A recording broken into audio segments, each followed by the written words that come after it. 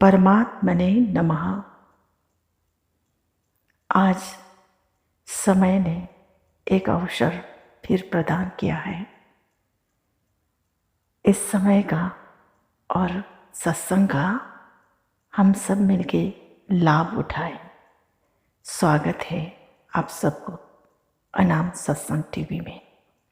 आज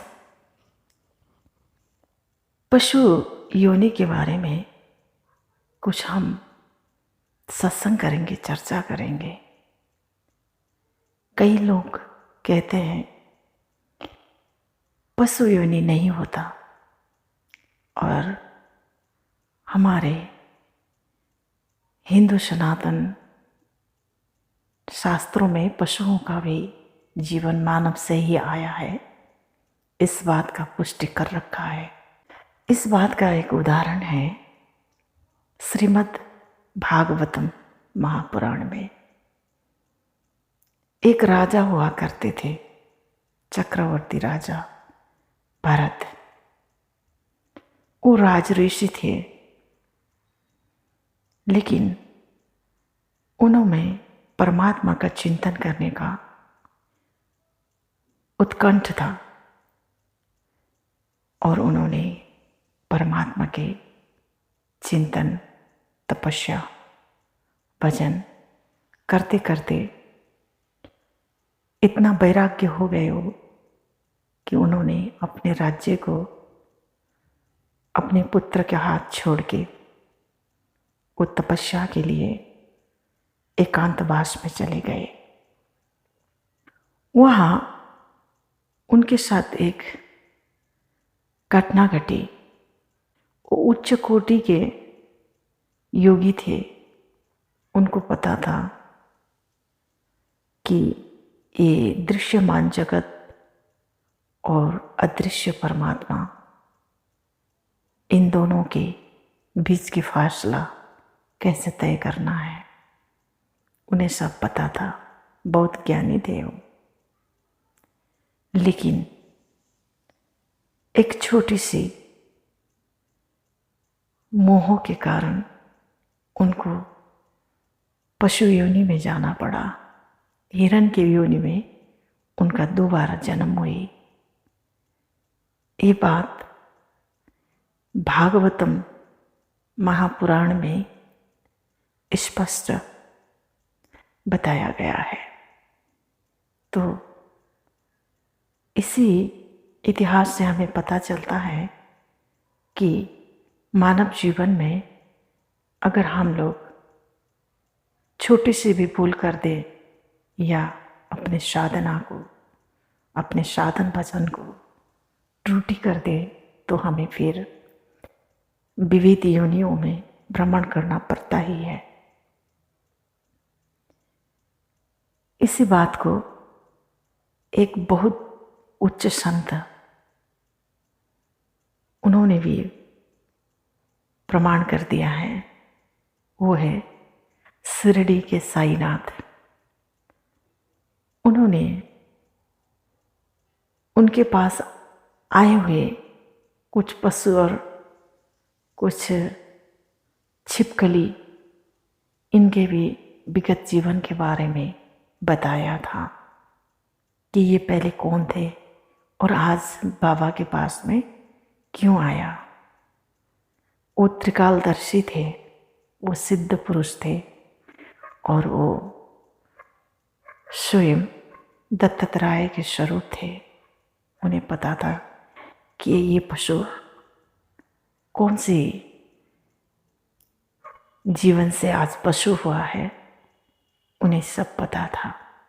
तो ये सब मिला के हमें ये जानकारी होता है कि हम लोग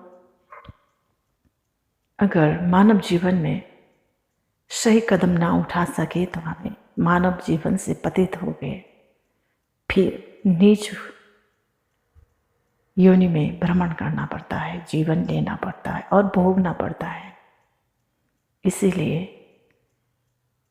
आज हम चर्चा करेंगे कि फिर पशु जीवन से मानव जीवन तक का यात्रा कैसे करता है, वो कौन से भजन करता है, कौन सी साधन करता है कि वो फिर मानव में परिणत होता है।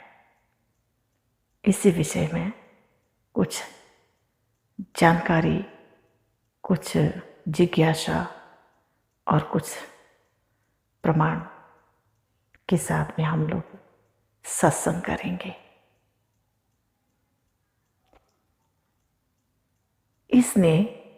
इस शरीर ने खूब चिंतन में जाके ये बात का जिज्ञासा रखा कि वास्तव में पशु लोग कौन सी भजन करता है कि वो फिर मानव के जीवन में वापस आता है। क्या कारण है कि वो मानव के जीवन तक की यात्रा में उसे कौन सी गुरु मिलता है, कौन सी शिक्षा मिलता है और वो फिर वापस आता है। तो परमात्मा की कृपा से ये बोध हुआ कि पशु भी बहुत साधन भजन करता है, लेकिन वो किस तरह का भजन है? वो है सनातन नियम के भजन। सनातन नियम के भजन वो खूब करता है। इसमें पहले नंबर होता है मौन व्रत, दूसरे नंबर में होता है त्याग। अब मौन व्रत के बारे में बता दें। पशु इंसानों की तरह विचार भाव प्रकट करके और उन विचारों को प्रस्तुत करके नहीं बोलता। उनमें विचार होता ही नहीं, वो विचार शून्य रहता है। जो विचार शून्य अवस्था के लिए इंसान को बहुत कठिन तपस्या करना पड़ता है, लेकिन पशु बहुत सरल तरीका से विचार शून्य अवस्था में रहता है। और त्याग, वो कल के लिए सोचता ही नहीं। अस्तित्व ने जो दिया उसे ग्रहण करके बहुत आनंद पूर्वक सोता है। ना वो बिस्तर का लालच रखता है, ना वो किसी अच्छी नींद का भी लालच करता है। वो तो जैसा पैदा हुआ, जैसा है वैसे में ही जीवन व्यतीत करता है। और इंसानों के लिए भी इसी तरह का जीवन यापन करने के लिए शास्त्र ने बताया, महापुरुषों ने बताया, ये साधन के नियम है, साधना के नियम है ये। अब आई तीसरी अवस्था का भजन जो पशु करता है। पशु संभव केवल प्रकृति के नियम पालन करने के लिए ही करता है, उसके अलावा फिर संभोग में वो नहीं जाता। इंसानों में भी संभोग का मतलब यही है कि वो सृष्टि को चलायमान करने के लिए, जीव प्रकृति को चलायमान करने के लिए ही संभोग करे और उसके बाद में बाकी जीवन ब्रह्मचर्या में रहे। लेकिन ये पशु में तो नियम लागू होता है और करते हैं पशु, इंसान नहीं करता। यहाँ आके इंसान में चूक हो जाता है। और पशु का जो सनातन नियम है वो सही टाइम में सोना और सही टाइम में जगना। हम देखते हैं चिड़ियों को, चिड़िया समय नहीं पता करती, उसके पास समय का कोई यंत्र है ही नहीं, लेकिन उसकी जो चेतना है वो समय को फॉलो करता है। उसे पता है अब संध्या हो गया। जब संध्या होते ही पशु कभी भोजन नहीं करता, वो अपने घोंसले में जाके रहता है। और सुबह ब्रह्म मुहूर्त को उन्हें कैसे पता चलता है? ये तपस्या का फल है उसका। और सुबह ब्रह्म मुहूर्त में वो उठ ही जाता है। इनकी दिनचर्या ऐसे ही रहता है। इंसानों में ये भी नहीं हो पाता। तो इस तरीके से वो ब्रह्म मुहूर्त का पालन करना और ब्रह्मचर्य रहना, मौन व्रत रहना, त्याग करना और प्रकृति के नियम के मुताबिक संतानोत्पत्ति करना, ये सारे नियम ये बहुखूबी से बहुत अच्छी तरीके से निभाते हैं। तो इन लोगों का शरीर त्याग के बाद आगे का यात्रा जो है मनुष्य जीवन के लिए निश्चय ही तय हो जाता है।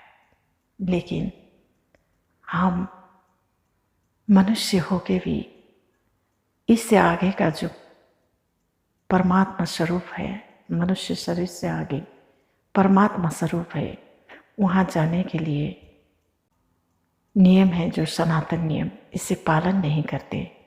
महापुरुषों ने तो बताया था कि आपको ऐसे चलना है, लेकिन चलते नहीं आज के इंसान। ये बहुत दुख की बात है। अगर हमें इस तरीके से पशुओं में से ज्ञान लेके हम साधन भजन करते रहेंगे, सत्कर्म करते रहेंगे, तो हमें भी मनुष्य जीवन से भी खूबसूरत जन्म मृत्यु से परे की जो परमात्मा स्वरूप है वो एक दिन अवश्य प्राप्त होते हैं। यही कामना के साथ इस सत्संग के लिए आप सबों को धन्यवाद देके फिर अगले सत्संग की तैयारी में अवश्य समय की प्रतीक्षा करेंगे। ओम परमात्मने नमः। कल्याण हो, जय हो आप सबको। सद्बुद्धि परमात्मा प्रदान करें और सत्संग में मन लगा रहे। ओम।